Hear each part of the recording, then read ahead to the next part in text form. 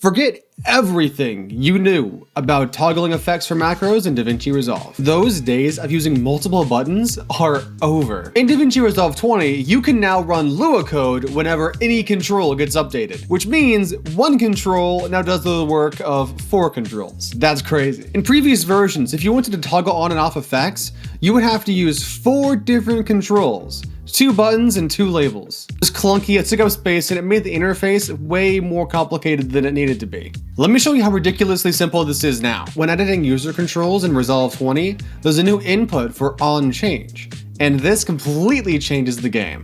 This field lets you execute Lua code whenever any change happens to this control. So even if you just do a simple print hello world, that's going to print every time the user interacts with that control. You might be wondering about running more complex code in this, because this text box really only allows for maybe 1 or 2 lines of code. Great question. Here's the solution. Add a checkbox and a text box to your node. Then add this code to the checkbox. This is going to run the text in the text box as actual Lua code. This way you can write really long and complex scripts of code that can execute without needing to worry about restrictions in the text box, and it's really easy to read in this really nice interface right in Resolve.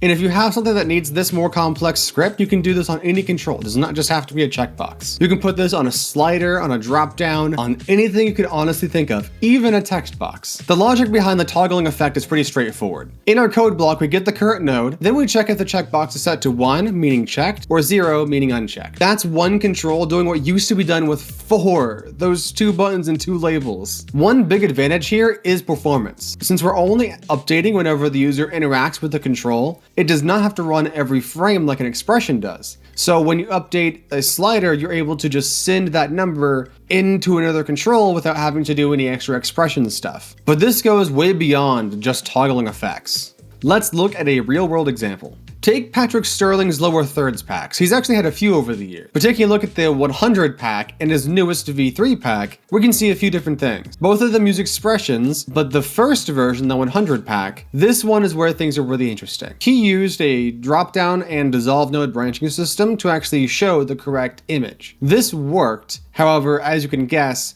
was extremely slow and laggy. This was not very optimal and used a lot of extra nodes that did not need to be there in the first place, and had a lot of expressions that were running every frame, checking the exact same drop-down box to see what value it's at. And with his newest one, in the V3, he's doing something a little smarter where he's actually using an image sequence and using a time stretcher to get the right image at the right frame. But this is still utilizing expressions and can be optimized with this new system. All you have to do is whenever you select an item from the dropdown, you send a function or send some code and update whatever's either inside of that loader node or inside of the time stretch node, whichever way you want to do it. That means there's no expressions handling this, and you can even toggle on and off things that aren't being currently viewed. So if there's any nodes that aren't even being visible right now, you can disable those. If you have, like in this V3, there's 2 different modes. There's the vector and then there's the images mode. If you disable the vectors, but you still are using the images, you don't want the vectors to still be in the background running. So this would allow you to disable those with just the drop-down selection. Let me demonstrate with another potentially practical example. I've created a simple little macro here with 2 text inputs synced up. This one text input is an actual script that can run some code, and this text input is just a string that is the name of the node. Whenever you update this input right here to get the name, you're going to change the name of the node itself and the string inside of the script that's calling to that string of the node's name. So you'll type out the name here, it's going to update in 2 different places. But not just that, if you change the string inside of the script, it will also change the text inside of the text input down at the bottom here, which means this is a really good way to always make sure that the name of your node inside of your scripts are correct. It's just a quick little thing I whipped up, but this is just a small thing that can be expanded on to be really big, and I cannot wait to see what's made with this idea.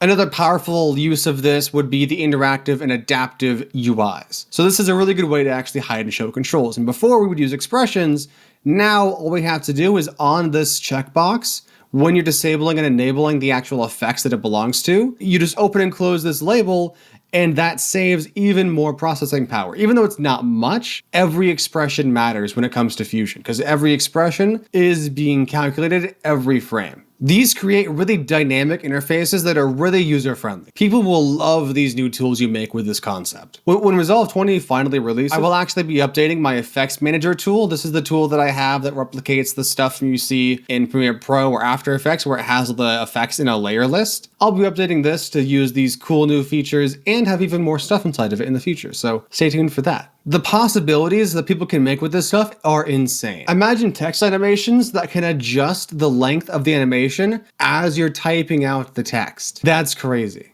The best part is this is just the beginning. As people learn more about scripting and macros, they're gonna make even cooler stuff with this. And we're just in the beta release, so I cannot wait to see where this evolves into. But if you don't know anything about scripting or macros yet, and you still need to learn, check out these videos right here. This one right here is teaching you all about the intros to macros, beginning to end. So learn it here first and get your full fill of how to make macros with the Davinci Resolve. And if you're brand new to scripting and coding, these videos over here are going to really help you beginning your scripting journey. I don't go into full depth in everything, but this is a great starter course if you're just beginning to learn about scripting.